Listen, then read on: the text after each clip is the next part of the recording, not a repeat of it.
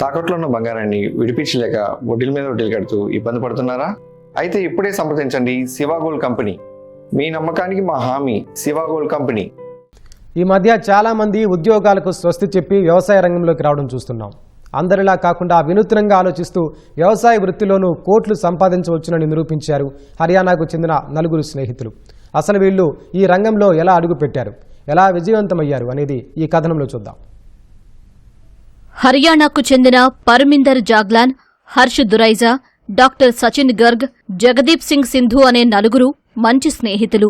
ఉన్నత చదువులు చదివి మంచి ఉద్యోగాలు చేసే అవకాశం ఉన్నప్పటికీ వీరు వ్యవసాయాన్నే కెరీర్గా మలుచుకున్నారు.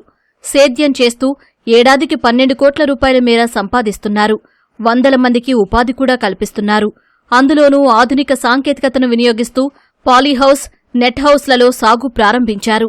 మొదట్లో 2 ఎకరాల నుంచి సాగు మొదలుపెట్టి ప్రస్తుతం దాదాపు 100 ఎకరాలకు తమ వ్యవసాయాన్ని విస్తరించారు.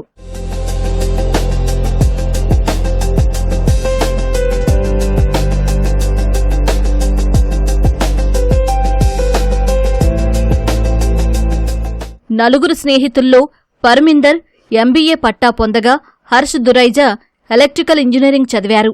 సచిన్ గర్గ్ డెంటల్ సర్జన్గా పనిచేశారు.